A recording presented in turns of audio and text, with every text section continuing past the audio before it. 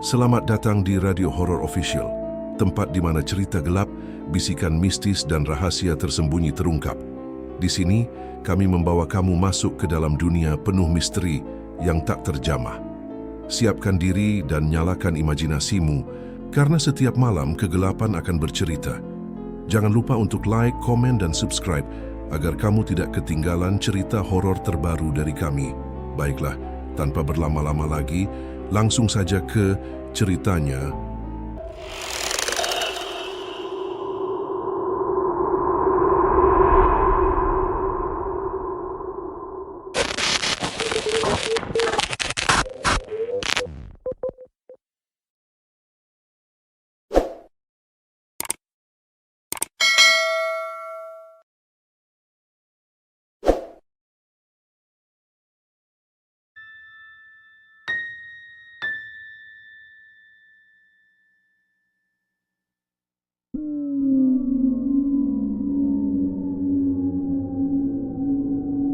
Kabut tipis bergulung pelan menyelimuti jalan berbatu yang menurun ke arah lembah.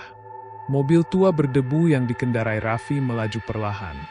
Di kursi belakang, dua teman kuliahnya, Dina dan Farel, sibuk bercanda sambil merekam video vlog perjalanan mereka. Dina, kata warga, desa ini jarang disinggahi orang luar. Tapi justru itu kan yang seru buat bahan skripsi. Farel, iya, bro. Folklore, Nini Rengganis, ini katanya cuma legenda kampung. Cocok banget buat pembuktian ilmiah. Raffi menatap jalan dengan wajah serius. Raffi, kita tetap harus sopan. Orang desa nggak suka kalau tamu sembarangan. Mobil berhenti di depan gapura tua bertuliskan, "Selamat datang di Desa Rengganis."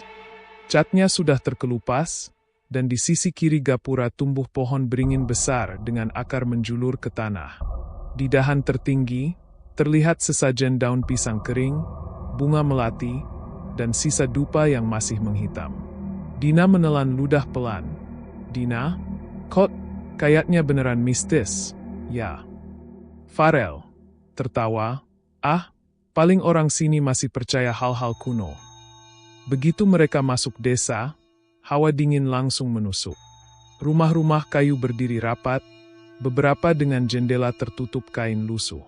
Warga hanya menatap sekilas dari balik pintu, lalu cepat-cepat menutupnya kembali. Mereka berhenti di rumah kepala dusun, seorang lelaki tua bernama Pak Sarto. Wajahnya keriput tapi tatapannya tajam. "Pak Sarto, kalian dari kota, ya? Mau ngapain ke sini?" Raffi, "Iya, Pak, saya Raffi.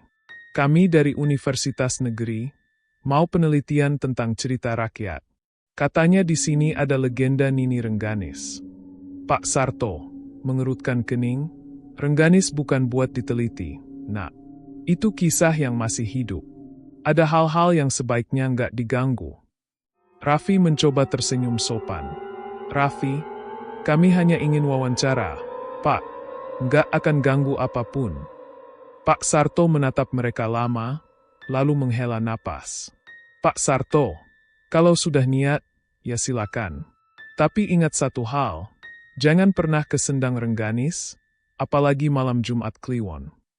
Dina spontan bertanya, setengah bercanda. "Dina, kenapa, Pak? Ada hantunya, ya?" Pak Sarto, datar, bukan hantu, tapi arwah yang tak pernah tidur. Keheningan mendadak terasa berat. Angin berembus pelan, mengayunkan gantungan janur di teras. Dari kejauhan, suara gamelan samar-samar terdengar seperti dari dalam hutan. Malam harinya, mereka menginap di rumah panggung yang disediakan warga. Farel menyiapkan kamera, sedangkan Raffi menulis catatan lapangan. Dina membuka jendela dan melihat kabut mulai turun menutupi sawah. Di kejauhan, tampak samar siluet seorang nenek berdiri di tepi pohon beringin. Rambutnya putih panjang, bajunya lusuh, dan tubuhnya tampak membungkuk. "Dina, pelan. Raf, kamu lihat enggak?" "Raffi, apa?"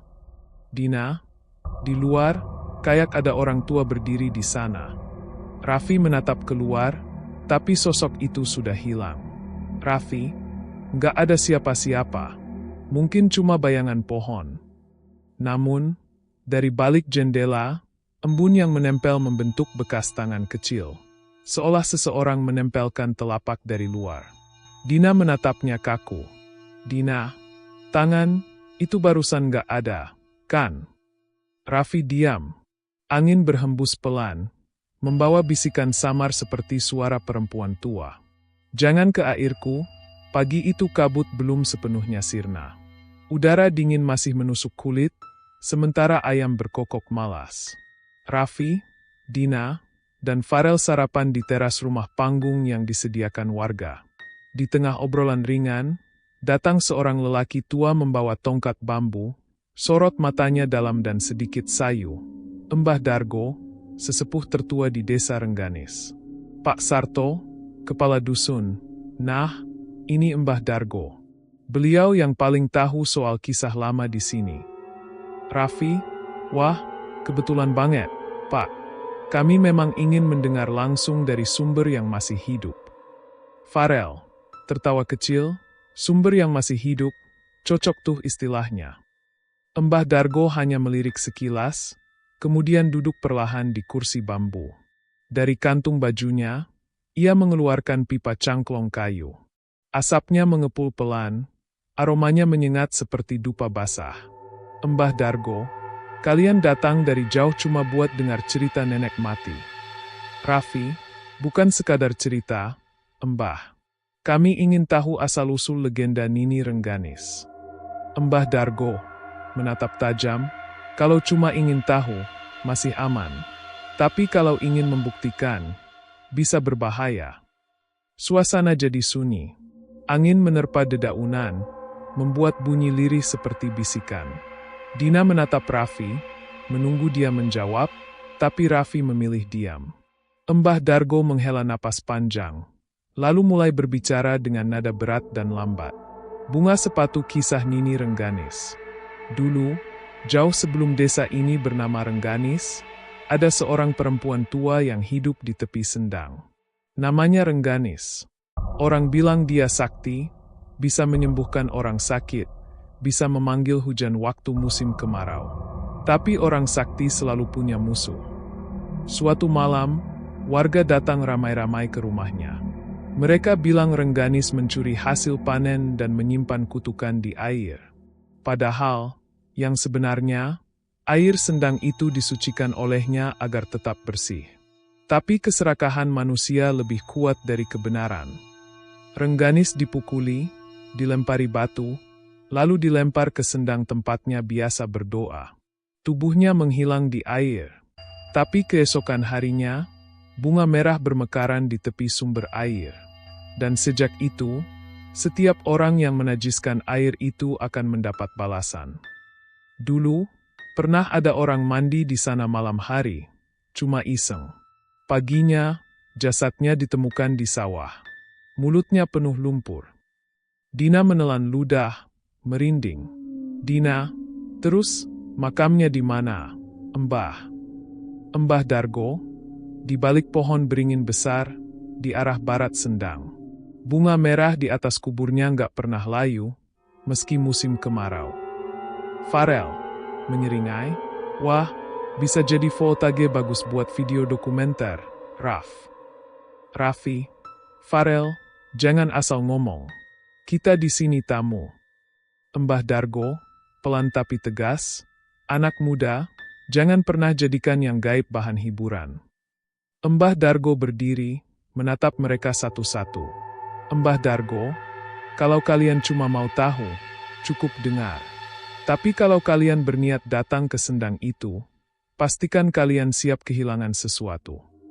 Setelah Mbah Dargo pergi, suasana menjadi tegang. Dina menatap keluar jendela.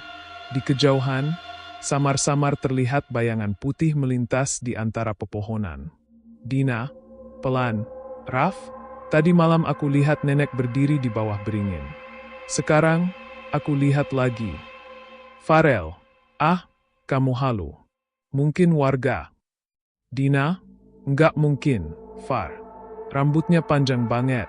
sampai nyapu tanah. Raffi terdiam. Dalam hatinya, rasa penasaran dan takut bercampur. Ia membuka catatan lapangan dan menulis kalimat pendek.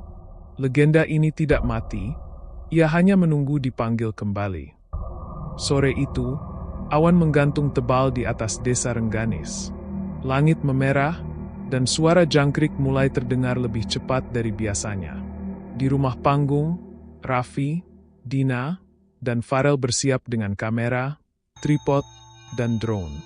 Farel, kita cuma mau ambil gambar, bukan ritual.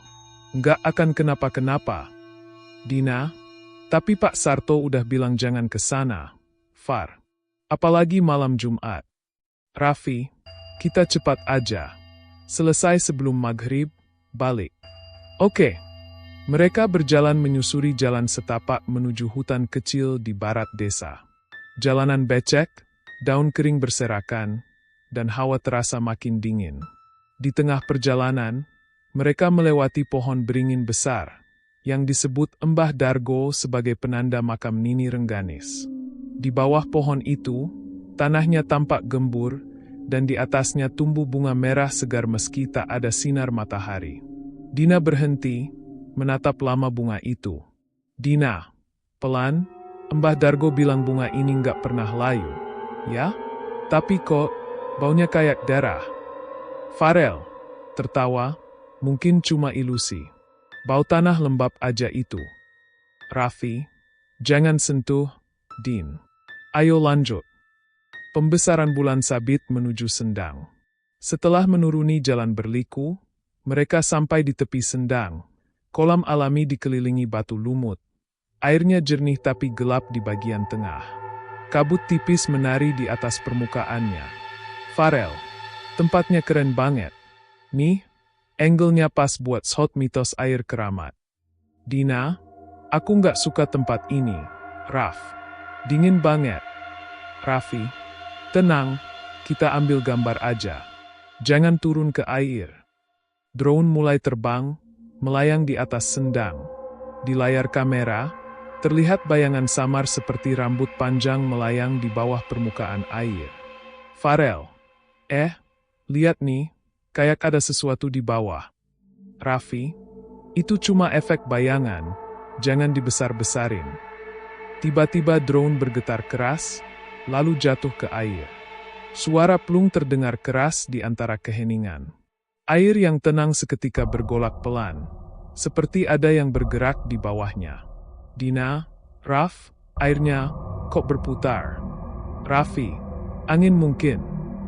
Farel, menyipitkan mata, tapi anginnya dari arah kita, bukan ke arah sana. Mereka semua menatap air itu. Perlahan, muncul bayangan putih seperti kain basah yang timbul sebentar lalu tenggelam lagi. Dari arah hutan, terdengar suara perempuan tua lirih memanggil. Airku, jangan kau kotori. Mereka semua terdiam membeku. Dina menutup mulutnya, wajahnya pucat. Farel menelan ludah, tapi masih mencoba menertawakan. Farel, paling orang iseng. Raffi, udah, cabut sekarang. Saat mereka berbalik pergi, Raffi menoleh sekali lagi. Di tepi batu, terlihat bekas telapak tangan basah menempel di permukaan. Bentuknya kecil, kurus, dengan kuku panjang hitam. Penyusutan bulan sabit malamnya. Malam itu di rumah panggung, suasana sunyi. Hujan turun rintik-rintik, dan suara petir sesekali menyambar dari kejauhan. Dina duduk di pojokan sambil memandangi hasil rekaman dari kamera. Dina, Raf, kamu harus lihat ini. Raffi, apa? Dina, pas drone jatuh, sebelum gambarnya mati, ada wajah nenek di air. Raffi mendekat. Di layar, tampak jelas sesaat sebelum gambar terganggu. Sebuah wajah pucat dengan mata hitam dan rambut panjang basah, menatap langsung ke arah kamera. Raffi, pelan, itu bukan pantulan. Dina, Raf, kita udah bikin dia marah, kan? Hening.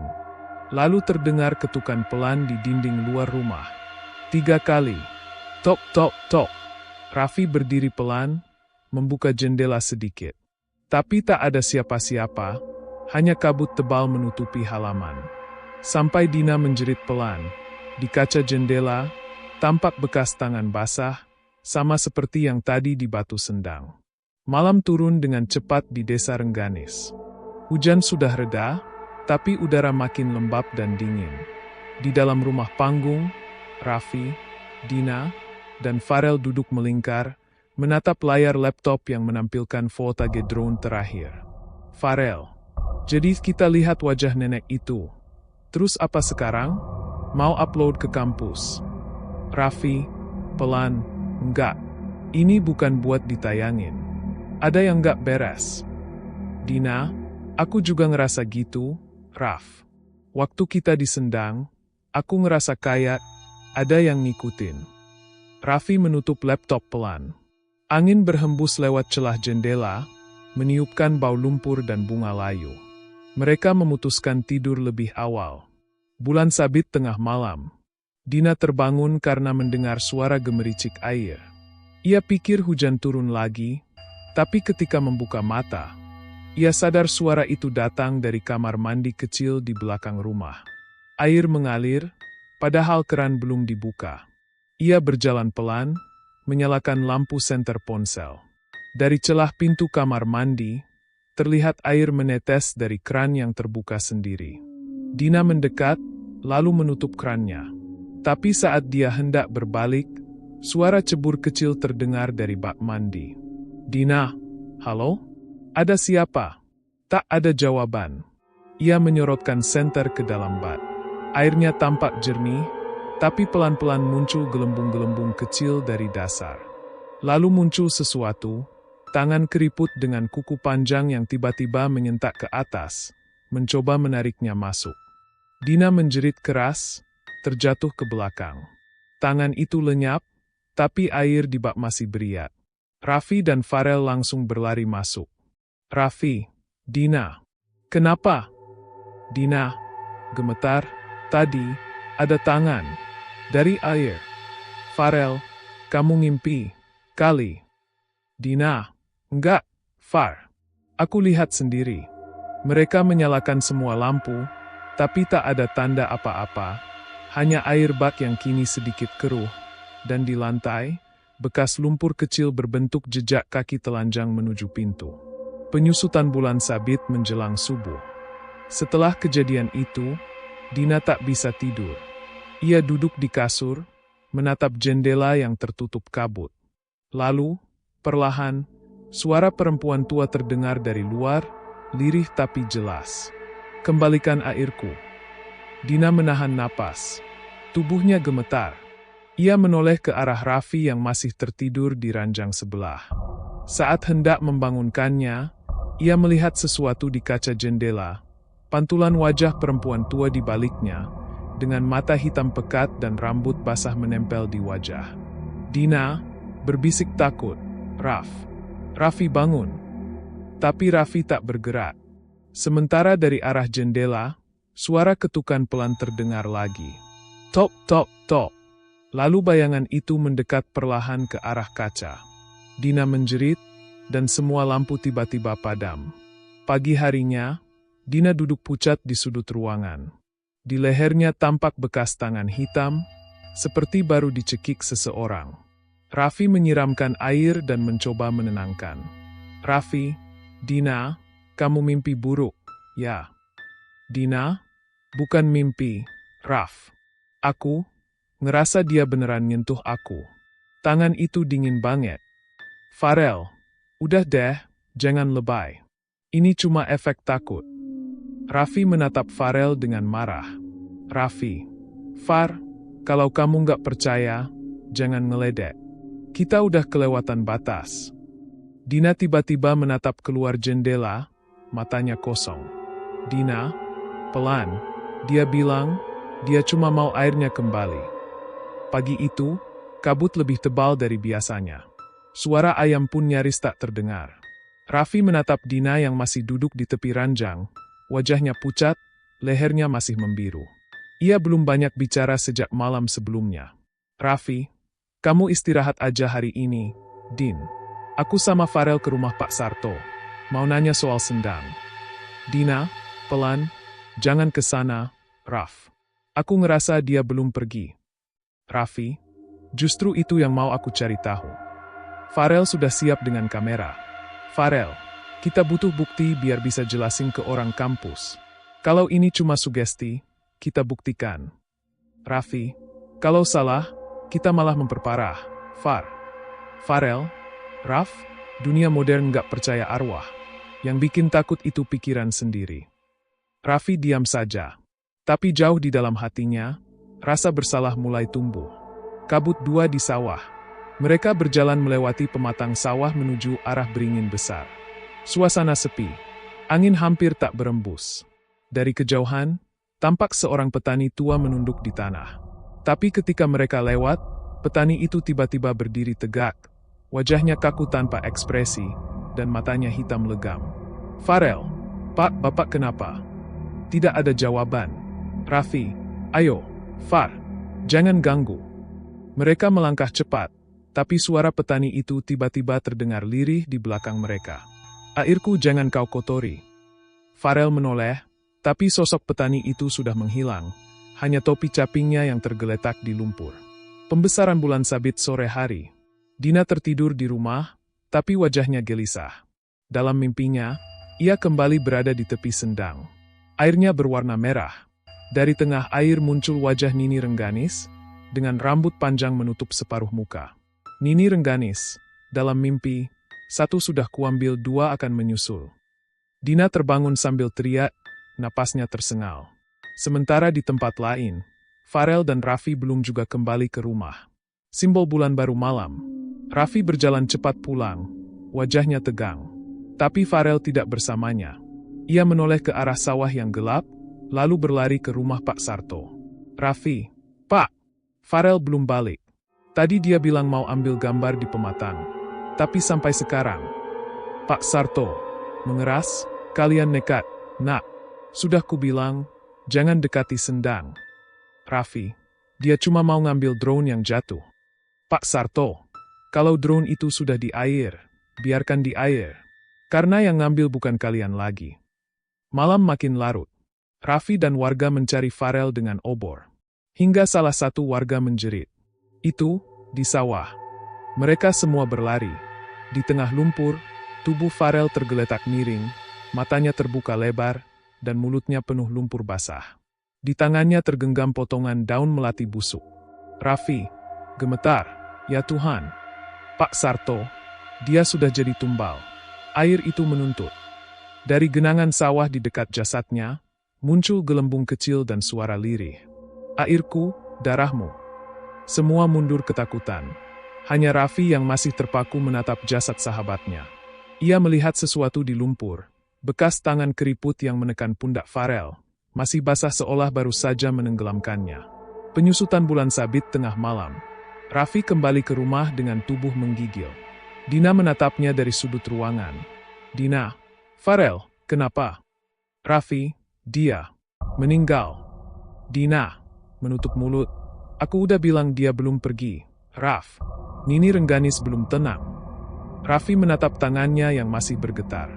Raffi, kalau ini kutukan berarti satu udah diambil. Siapa selanjutnya? Dina menatapnya dengan mata berkaca-kaca. Dina, dia bilang, dua akan menyusul. Pagi setelah kematian Farel, kampung Sukamukti diselimuti suasana muram. Kabut tak kunjung hilang, suara jangkrik seperti menggema terus dari balik sawah, dan aroma tanah basah terasa lebih tajam dari biasanya. Raffi duduk termenung di beranda rumah Pak Sarto. Wajahnya pucat, matanya merah karena tidak tidur semalaman. Pak Sarto, Nak Raffi, kalian sudah ganggu yang gak boleh diganggu. Air sendang itu dijaga. Nini Rengganis bukan sekadar arwah, tapi penjaga yang dikhianati.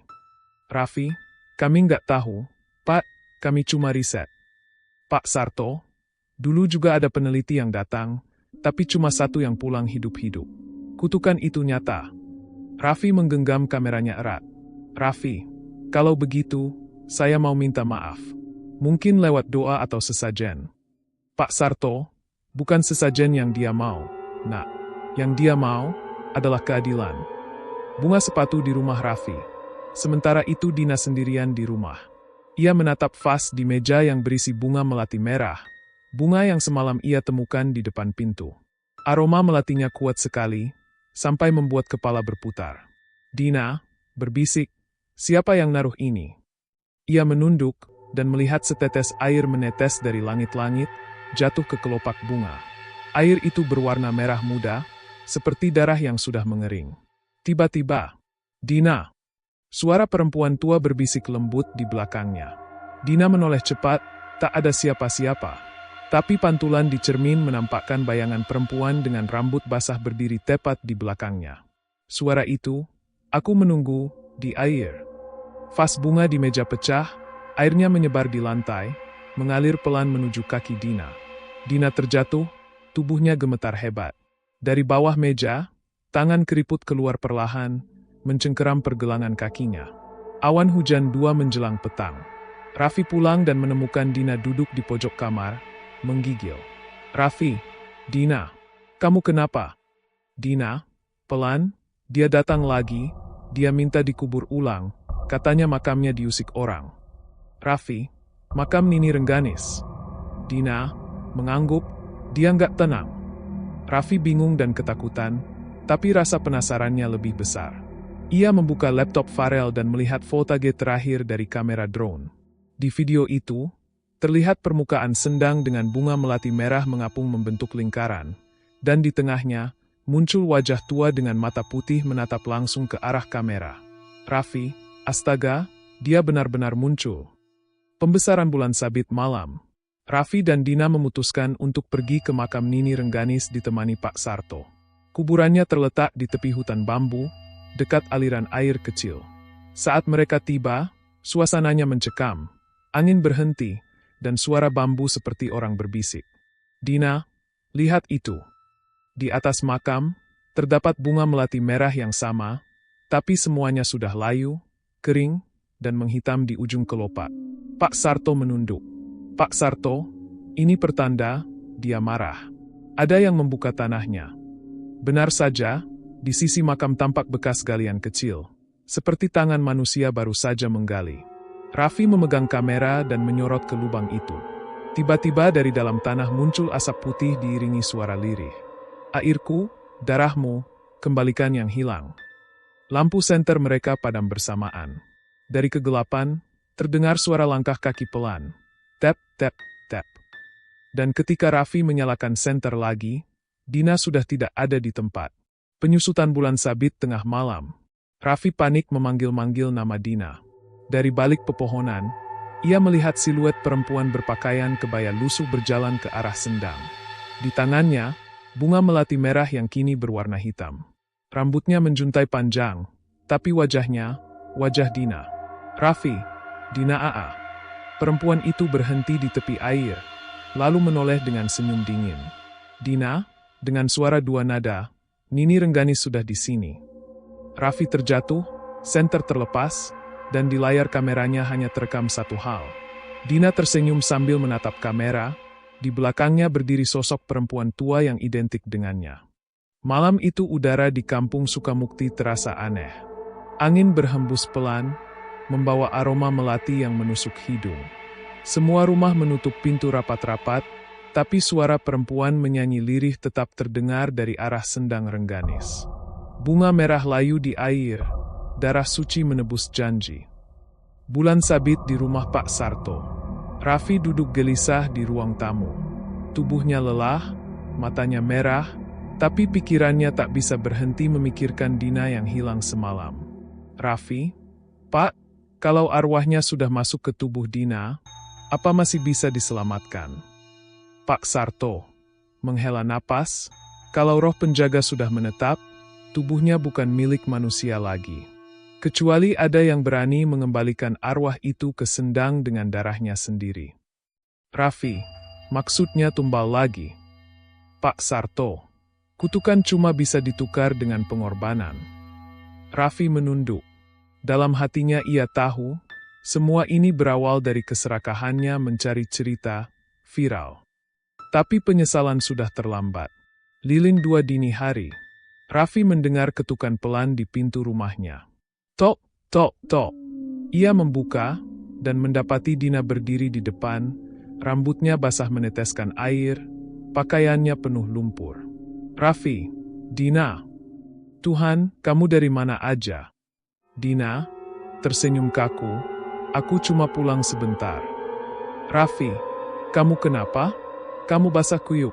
Dina, pelan, menatap ke arah sumur. Aku suka air, segar sekali malam ini. Raffi menatapnya heran. Tapi sesuatu terasa janggal. Kulit Dina tampak pucat kehijauan, dan dari bawah kukunya menetes air bening seperti dari dasar sungai. Raffi, kamu bukan Dina. Dina, senyum lebar, aku adalah dia yang kalian bangunkan. Awan hujan 2 malam yang panjang. Dina berjalan ke dapur. Setiap langkahnya meninggalkan jejak basah di lantai. Suaranya bergema lirih seperti 2 suara bersamaan. Satu lembut, satu serak tua. Raffi mengikuti dengan gemetar sambil membawa kamera. Raffi, apa maumu? Nini Rengganis. Dina, Nini, aku menunggu suamiku, tapi mereka membunuhku. Aku dikubur hidup-hidup di tepi air ini. Airku disumpahi, tubuhku dijadikan sesajen. Dan kalian menggali lagi kuburanku. Raffi, kami nggak tahu, kami cuma mau meneliti. Dina, Nini, kalian haus cerita. Tapi cerita ini haus darah. Raffi mundur. Tiba-tiba lampu rumah padam. Hanya cahaya kilat menerangi ruangan. Dalam sekejap, Dina menghilang. Pembesaran bulan sabit di luar rumah. Raffi mendengar suara gemericik air. Ia berlari ke arah sumur belakang. Di sana, Dina berdiri di bibir sumur, menatap ke bawah sambil menyenandungkan lagu lama Jawa. Sapa nyentuh banyuku, bakal ilang nyawane. Raffi, Dina, jangan. Terlambat. Dina menjatuhkan diri ke dalam sumur dengan suara cipratan keras. Raffi teriak histeris, mencoba menuruni tali ember untuk menyusul. Tapi di dasar sumur yang gelap, ia hanya melihat 2 mata putih menyala menatap ke atas. Suara Nini Rengganis. Yang kedua sudah kuambil. Air sumur tiba-tiba naik dengan cepat, memancar keluar seperti mata air hidup. Dari semburan itu, muncul tangan keriput mencengkeram batu dinding, dan Nini Rengganis muncul setengah tubuh, mengenakan kebaya usang, kulitnya pucat kebiruan. Raffi, mundur ketakutan, ampun, jangan ambil aku. Nini Rengganis, belum waktumu, tapi kau akan melihat semuanya. Kabut 2 subuh. Air dari sumur terus meluap, menyebar ke seluruh halaman. Ketika fajar mulai menyingsing, air itu kembali jernih, seolah tak pernah ada yang terjadi. Namun di tepi halaman, ditemukan bunga melati merah 1 tangkai, masih segar, berdiri tegak di tanah berlumpur. Pak Sarto datang dan melihat Raffi terduduk lemas di tanah, memegang kamera yang terus merekam sendiri. Pak Sarto, nak Raffi, mana Dina? Raffi menatap kosong. Dia sudah jadi air. Fajar belum sepenuhnya terbit. Kabut masih tebal menyelimuti kampung Sukamukti. Suara adzan subuh menggema samar, tapi bagi Raffi, dunia terasa sunyi. Ia duduk di depan sumur rumahnya, menatap air yang kini jernih seperti kaca. Di permukaannya, bayangan wajah Dina muncul samar, seolah masih menatap dari dalam. Raffi, lirih, kalau kau masih bisa dengar, Din, aku bakal benerin semuanya. Bulan sabit di rumah Pak Sarto. Raffi mendatangi Pak Sarto, membawa buku catatan tua peninggalan almarhum kakeknya, yang ternyata pernah tinggal di Sukamukti juga. Di dalamnya, ada 1 halaman dengan tulisan pudar. Rengganis, istri lurah pertama Sukamukti, dituduh berselingkuh dengan dukun air, dikubur hidup-hidup di dasar sendang pada malam bulan gelap. Air sendang menjadi saksi, darahnya jadi kutukan. Raffi menatap tulisan itu dengan ngeri. Raffi, jadi dia dibunuh, bukan mati wajar. Pak Sarto, iya, nak. Dan sejak itu, Air Sendang gak pernah tenang. Siapapun yang nyentuh tanpa izin, bakal kena murka. Raffi menutup buku pelan. Raffi, kalau aku bisa temuin makam aslinya, mungkin aku bisa nyelesaikan ini. Pak Sarto, kalau kau masuk ke sendang itu, nggak semua orang bisa keluar lagi. Raffi, aku udah kehilangan 2 teman. Pak, aku nggak bisa diam aja. Awan hujan 2 senja di sendang. Sore itu langit mendung. Raffi membawa kamera tahan air, tali, dan botol kecil berisi bunga melati merah. Satu-satunya bunga yang masih tumbuh di halaman rumahnya. Ia berdiri di tepi sendang Rengganis. Airnya tampak tenang, tapi di bawah permukaannya seperti ada sesuatu yang berputar perlahan, menunggu. Pak Sarto ikut menemaninya sampai pinggir, tapi tak berani mendekat. Pak Sarto, kalau air mulai berputar, jangan lawan. Biarkan dia yang nuntun kamu. Raffi, kalau aku nggak balik, bilang ke orang-orang jangan pernah datang ke sini lagi. Raffi menatap air, menarik napas panjang, lalu terjun. Gelombang air di dalam air. Gelap, dingin, senyap. Cahaya senter hanya menembus beberapa meter. Tapi di dasar air, ia melihat sesuatu, batu nisan kecil berlumut, dengan tulisan samar, Rengganis, istri yang difitnah. Raffi menunduk, menancapkan bunga melati merah di depan batu itu. Tiba-tiba arus kuat menarik tubuhnya. Lumpur dasar sendang berputar, dan dari kegelapan muncul siluet perempuan berkebaya, melayang dengan rambut panjang seperti hidup di dalam air. Raffi, Nini Rengganis, aku tahu kebenarannya. Kau dibunuh, bukan penggoda. Aku minta maaf atas semua yang kami lakukan. Nini Rengganis, suara bergema di air. Airku sudah kotor oleh dosa manusia, siapa yang berani menyucikannya? Raffi, aku. Tanda tegangan tinggi di permukaan. Air sendang mendidih, kabut tebal menutupi seluruh desa. Warga keluar rumah ketakutan, melihat pusaran besar di tengah sendang. Pak Sarto menjerit memanggil-manggil Raffi, tapi tak ada jawaban. Di dasar air, Nini Rengganis mengulurkan tangannya ke arah Raffi. Nini, tukar darahmu dengan airku, maka kutukanku akan tenang. Raffi menatapnya lama, lalu membuka silet kecil yang dibawanya. Ia menggores telapak tangannya, membiarkan darah menetes ke air. Dalam sekejap, air sendang berubah merah, lalu berangsur jernih kembali. Matahari dengan awan kecil 2 pagi. Ketika matahari muncul, air sendang tampak tenang. Tak ada pusaran, tak ada kabut. Pak Sarto mendekat dan menemukan sesuatu mengapung di tepi air. Kamera Raffi dan bunga melati merah, kini berwarna putih bersih. Ia menatap air dengan mata berkaca-kaca. Pak Sarto, semoga arwahmu tenang, nak Raffi. Namun saat ia berbalik, terdengar bisikan lembut dari arah air. Airku sudah suci, tapi darahmu tertinggal di sini. Kamera film rekaman terakhir. Beberapa hari kemudian, warga menemukan file terakhir di kamera Raffi. Video itu menunjukkan pandangan bawah air. Raffi tersenyum, di belakangnya berdiri sosok perempuan tua yang tersenyum tenang. Mereka berdua memudar perlahan, lalu hilang, meninggalkan gelembung yang naik ke permukaan. Di akhir video, muncul tulisan yang muncul sendiri di layar. Kutukan tidak berakhir, hanya tidur sampai disentuh kembali.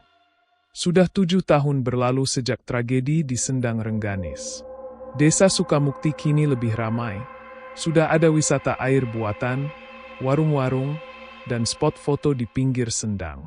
Tak banyak yang tahu sejarah kelam di balik air yang tenang itu. Semua sudah dilupakan. Atau, mereka pikir sudah. Taman Nasional 2 pembukaan sendang wisata. Seorang pemuda bernama Rian, mahasiswa pariwisata, datang bersama timnya untuk membuat dokumenter tentang keindahan alam Sukamukti. Ia ditemani 2 temannya, Sinta dan Beno, serta seorang warga lokal, Pak Surya, yang menjadi pemandu. Rian, Jadi ini sendangnya. Pak, tenang banget ya. Pak Surya, iya, nak. Tapi jangan asal ngomong di sini.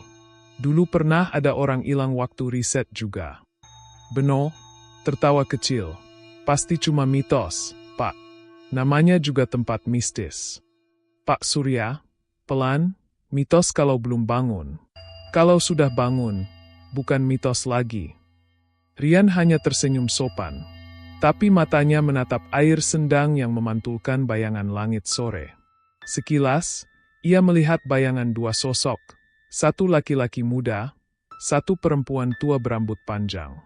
Ketika ia berkedip, bayangan itu menghilang. Bunga sepatu malam pertama di penginapan. Rian memeriksa hasil rekaman drone-nya. Di layar laptop, tampak pemandangan sendang dari atas. Tenang, tapi di bagian tengah terlihat cahaya aneh berputar pelan seperti spiral di dasar air. Sinta, itu apa ya? Refleksi cahaya. Rian, kayak pusaran. Tapi airnya tenang. Beno, cek aja besok pagi, kita ambil footage underwater. Bagus tuh buat dokumenter. Rian mengangguk. Tapi malam itu, ia bermimpi aneh. Ia melihat seorang perempuan tua berpakaian kebaya lusuh duduk di tepi air, menyisir rambut dengan sisir perak. Perempuan itu, airku sudah bersih, tapi mereka mencemarinya lagi. Rian, siapa kamu? Perempuan itu tersenyum. Nini Rengganis, dan kamu mirip dia. Rian, dia siapa? Nini Rengganis, Raffi, yang menukar darahnya untukku. Rian terbangun dengan napas berat, keringat dingin membasahi lehernya. Suara air mengalir terdengar dari kamar mandi. Ia berjalan pelan ke sana. Pintu kamar mandi terbuka sedikit, dan dari dalam, air keran mengalir sendiri. Di permukaannya, terlihat bayangan wajahnya sendiri berubah menjadi wajah Raffi. Lilin 2 keesokan harinya. Tim dokumenter pergi ke sendang. Rian mencoba menyelam menggunakan alat sederhana. Air terasa lebih dingin dari biasanya. Ia menyalakan kamera bawah air dan menuruni kedalaman perlahan. Di bawah sana, ia melihat sesuatu yang aneh. Batu nisan kecil berlumut dengan tulisan samar. Tapi bukan Rengganis, seperti yang pernah diceritakan warga. Kali ini, terukir tulisan baru. Raffi, penebus darah air. Rian mendekat, menyentuh batu itu. Tiba-tiba dari lumpur keluar tangan keriput yang mencengkeram lengannya. Ia menjerit dalam air, tapi suaranya tertelan gelembung. Dalam pandangannya yang kabur, muncul sosok perempuan tua di belakangnya, memegang sisir perak yang sama seperti dalam mimpi. Kabut 2 di permukaan. Sinta dan Beno menunggu lama, tapi Rian tak kunjung muncul. Beno panik, langsung mencebur untuk mencari. Tapi tiba-tiba air sendang berubah gelap, seperti tinta hitam meluap dari dasar. Gelembung besar naik ke permukaan, diiringi aroma melati menyengat. Sinta menjerit, "Rian!" Tak lama kemudian, Rian muncul di permukaan, tapi matanya kosong, wajahnya pucat, dan ia diam saja menatap langit. "Sinta, Rian, kamu kenapa?" Rian, lirih, 2 suara sekaligus, "Airku sudah kotor lagi." Beno mundur ketakutan. Rian tersenyum perlahan, menatap permukaan air yang kini beriak lembut. Pembesaran bulan sabit malam kedua. Di penginapan, Rian duduk di depan cermin. Ia mulai menyisir rambutnya dengan sisir perak. Entah dari mana ia mendapatkannya. Di belakangnya, pantulan cermin menunjukkan Nini Rengganis berdiri tepat di belakang, menuntun gerakannya. "Nini Rengganis, sekarang kau penerusnya, Raffi." "Rian, mata kosong, namaku Rian." "Nini, tidak, darahmu dari dia. Dan air ini butuh penjaga baru." Cermin bergetar, lampu berkedip. Rian tersenyum kaku, lalu satu tetes air jatuh dari matanya. Bukan air mata, tapi air sendang. Malam di Sukamukti kembali dingin dan berbau tanah basah. Sendang Rengganis tampak tenang dari luar, Tapi di bawah permukaannya, arus air berputar perlahan, membawa bisikan halus yang seolah berasal dari masa lalu. Dan di tepi air, kini berdiri Rian, dengan mata kosong dan rambut lembab menutupi sebagian wajahnya. Rian, lirih, airku, darahku satu lagi harus kutebus. Bulan sabit pagi hari. Warga mulai resah. 2 hari setelah kejadian di Sendang, Beno dan Sinta belum juga pulang. Hanya Rian yang terlihat, tapi ia bukan lagi Rian yang mereka kenal. Ia sering berjalan sendiri di tepi air, berbisik sambil menaburkan bunga melati merah ke permukaan Sendang. Setiap kali warga menegur, ia hanya menjawab singkat, "Rian, aku sedang menjaga agar air tetap suci." Pak Surya yang dulu menemaninya mulai curiga. Suatu malam, ia mengikuti Rian diam-diam. Dari balik semak, ia melihat Rian berdiri di pinggir air, berbicara seolah sedang berdialog dengan seseorang. "Rian, tenanglah, Nini. Aku akan cari penggantinya." Suara perempuan tua, "Air tidak boleh berhenti menerima darah." Pak Surya menahan napas, tapi ranting yang diinjaknya patah. Rian menoleh cepat, matanya kini benar-benar putih seluruhnya. "Rian, kau dengar, kan? Air memanggilmu juga, Pak." Pak Surya berlari sekuat tenaga, tapi dari belakang terdengar suara cipratan air dan tawa perempuan menggema mengikuti langkahnya. Awan hujan 2 hari berikutnya. Warga menemukan jasad Pak Surya di sawah dekat Sendang. Tubuhnya kaku, kulitnya pucat kebiruan seperti habis direndam lama. Di tangannya tergenggam erat sisir perak yang penuh rambut hitam basah. Polisi datang, tapi tak ada tanda kekerasan. Semua tampak seperti tenggelam biasa. Namun warga mulai berbisik. Sendang itu hidup lagi. Penunggunya udah ganti. Lilin 2 di penginapan. Sinta terbangun dengan teriakan. Ia duduk di tempat tidur, berkeringat. Tapi kamar penginapan itu kosong. Beno tak ada. Ia mendengar suara pintu kamar mandi terbuka pelan, dan dari dalam terdengar suara gemericik air. "Sinta, Ben? Kamu di dalam?" Tak ada jawaban. Ketika ia mendekat, lampu mati. Pintu terbuka sedikit, dan dari dalam, keluar Rian dengan pakaian basah kuyup. Dari matanya, menetes air bening bercampur darah. "Rian, airnya haus lagi, Sinta." "Sinta, mundur ketakutan. Kamu bukan Rian." "Rian, aku penjaganya sekarang." Rian menatapnya tajam, lalu memegang leher Sinta. Suara Nini Rengganis terdengar menggema di ruangan. "Dulu aku disiksa, kini air menuntut balas. 1 darah, 1 jiwa." Sinta berteriak keras, lalu semuanya gelap. Kabut 2 pagi di Sendang. Beberapa warga menemukan sesuatu mengapung di permukaan air. 1 kamera rusak, sepotong rambut panjang, dan 2 bunga melati merah yang masih segar. Dari dalam air muncul suara perempuan bernyanyi pelan. "Airku suci, darahku abadi." Di tepi air, Rian duduk menatap matahari pagi. Matanya kini normal kembali, tapi wajahnya tenang, terlalu tenang. "Warga, Nak, kamu baik-baik aja?" Rian tersenyum lembut, "Tenang aja, Pak. Sendang Rengganis aman sekarang. Aku akan jaga selamanya." Penyusutan bulan sabit malam. Kamera CCTV wisata yang baru dipasang menampilkan rekaman aneh.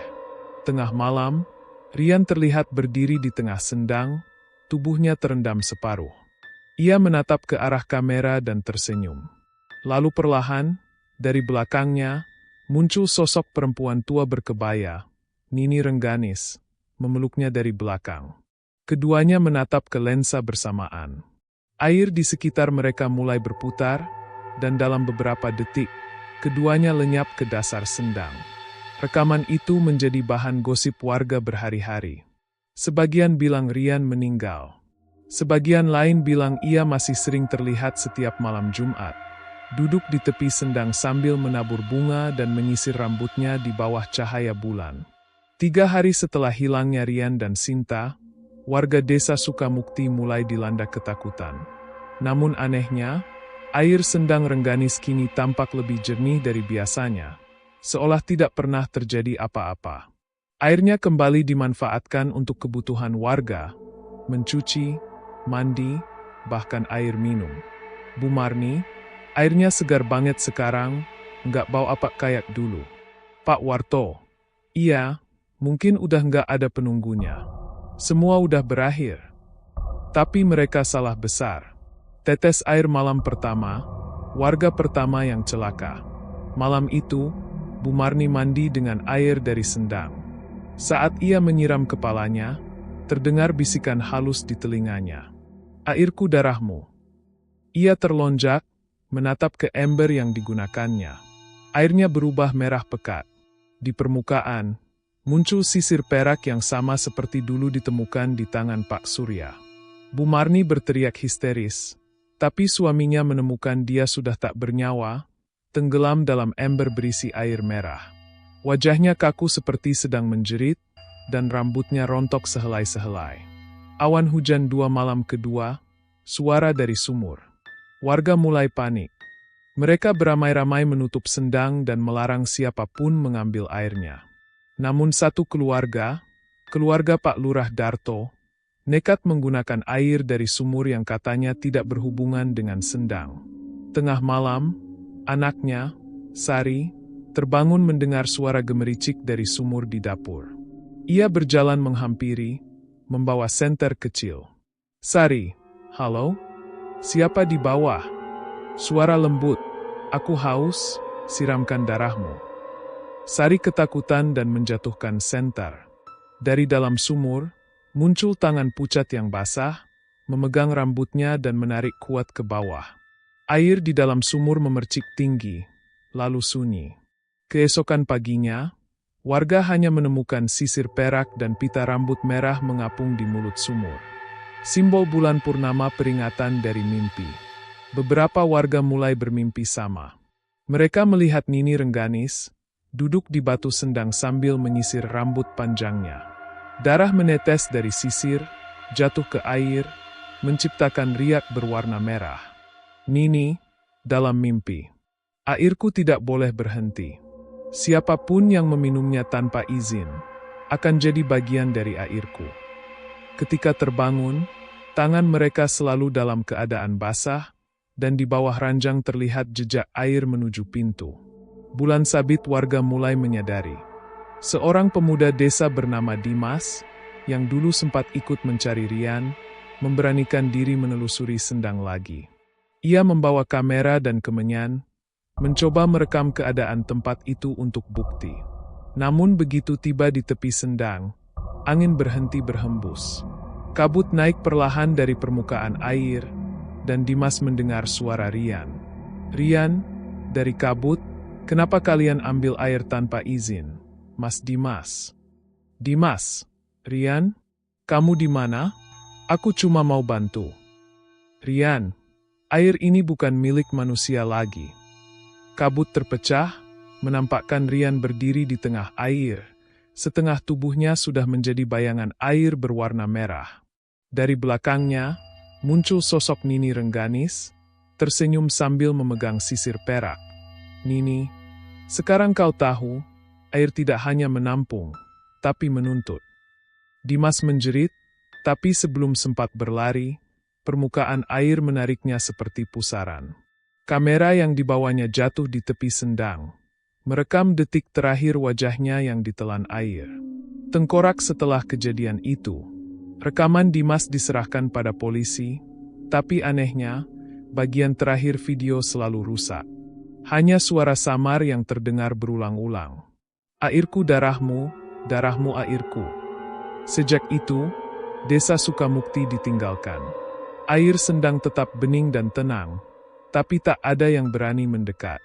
Beberapa peziarah yang nekat mandi di sana mengaku melihat bayangan perempuan tua berkebaya merah menyisir rambutnya di bawah air.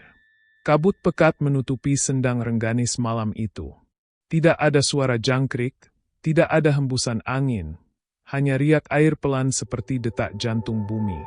Dari arah jalan setapak, datang seorang lelaki tua berpakaian lusuh membawa kitab tua dan obor kecil. Dialah Mbah Karso, penjaga sendang terakhir yang masih hidup. Ia datang untuk mengakhiri kutukan yang menelan banyak nyawa. Mbah Karso, Rengganis, aku datang bukan untuk melawan. Aku cuma mau menidurkanmu lagi. Bulan sabit asal-usul yang terungkap. Mbah Karso menancapkan dupa dan membuka kitab tua yang berisi sejarah sendang. Dalam halaman terakhir, tertulis dengan tinta merah. Nini Rengganis, pelayan raja yang disiksa dan ditenggelamkan hidup-hidup karena dituduh mencuri perhiasan permaisuri. Sebelum mati, ia bersumpah, siapapun yang menggunakan air sendang tanpa penghormatan, darahnya akan jadi penebus. Saat mantra dibaca, air sendang bergolak. Dari pusaran muncul bayangan perempuan berkebaya merah, rambut panjangnya menutupi wajah, sisir perak di tangannya berlumur darah. Nini Rengganis, mereka semua meminum airku tanpa restu. Aku hanya menagih janji. Mbah Karso, kutukanmu sudah cukup lama. Nini, biarkan desa ini hidup. Nini, hidup? Aku dikubur hidup-hidup di dasar air ini. Mana keadilan untukku? Air mulai naik ke daratan, membentuk genangan merah. Dari dalam air, muncul Rian, tubuhnya separuh manusia, separuh bayangan. Matanya kosong, tapi ia menatap Mbah Karso dengan tenang. Rian, dia tidak bisa pergi, Mbah. Aku sekarang penjaganya. Tetes air pertarungan spiritual. Mbah Karso mulai membaca doa pemutus kutukan. Tapi setiap kalimat yang diucapkan, tubuhnya seperti ditarik oleh air. Bayangan tangan-tangan muncul dari dasar sendang, tangan para korban yang sudah tewas. Suara-suara, jangan hentikan kami, air sudah menjadi darah. Obor padam, hanya sinar bulan memantul di air. Mbah Karso berusaha terus membaca doa, tapi tiba-tiba Rian menjerit keras, darah keluar dari matanya. Rian, Mbah, jangan hentikan dia, kalau dia pergi, aku juga ikut hilang. Mbah Karso, lebih baik kau hilang, daripada menelan lebih banyak jiwa. Dengan sisa tenaga, Mbah Karso menancapkan paku besi ke tanah, simbol pengunci arwah. Tiba-tiba suara teriakan panjang menggema, dan air sendang menyembur tinggi seperti ledakan. Kabut dua subuh di Sukamukti. Ketika fajar datang, warga menemukan sendang telah berubah. Airnya bening sekali, dan permukaannya diam seperti kaca. Di tengahnya, hanya ada dua batu besar berbentuk manusia yang saling berhadapan. Satu menyerupai perempuan berkebaya, satu lagi laki-laki muda. Di antara mereka terletak sisir perak yang kini sudah berkarat. Warga, mungkin mereka sudah disatukan, mungkin kutukannya sudah berakhir. Namun Mbah Karso tak pernah ditemukan. Di bibir sendang hanya tersisa tas kainnya dan kitab tua yang basah. Pembesaran bulan sabit bertahun-tahun kemudian. Sendang Rengganis kini dijadikan tempat wisata spiritual. Banyak yang datang untuk berdoa, tapi penjaga baru selalu memperingatkan. Jangan mandi, jangan minum airnya, jangan ambil apapun dari sini. Karena beberapa pengunjung yang nekat tetap mandi di sana, hilang tanpa jejak. Di malam Jumat Kliwon, warga masih sering mendengar suara perempuan bernyanyi pelan dari arah air. Airku darahmu, darahmu airku. Jangan ganggu ketenanganku. Konon, arwah Nini Rengganis kini telah menyatu dengan air sendang. Tapi selama manusia masih tamak dan tak tahu batas antara dunia mereka dan dunia arwah, maka air yang tenang pun bisa menyimpan darah baru. Tamat kutukan Nini Rengganis. Kadang, ketenangan bukanlah tanda kedamaian. Ada kalanya, air yang terlihat jernih, justru menyimpan darah dan dendam di dasarnya, hembusan angin, disusul bisikan halus perempuan. Airku darahmu. Nini Rengganis, perempuan yang mati dalam derita dan ketidakadilan, kini menjelma penjaga sendang. Tak butuh korban, tapi tak bisa tenang. Karena janji kematian telah diikat dengan air yang tak pernah kering. Rian, pemuda yang dulu datang untuk mencari kebenaran, kini menjadi penjaga baru. Menyatu dengan air, menjaga kutukan agar tetap hidup. Dan bagi siapapun yang berani menyentuh sendang itu tanpa izin. Ingatlah, setiap tetes air di sendang Rengganis mungkin adalah darah dari orang-orang yang pernah kau kenal. Airku darahmu, darahmu airku. Sisirku saksi, dendamku abadi. Maka jika suatu hari kau lewat di desa Sukamukti, dan mendengar suara perempuan menyisir rambut di tengah malam, jangan menoleh, jangan menatap ke air, karena mungkin Nini Rengganis sedang memanggil namamu. Kisah ini disajikan oleh Radio Horor Official. Ingat, jangan pernah percaya bahwa air yang tenang itu aman.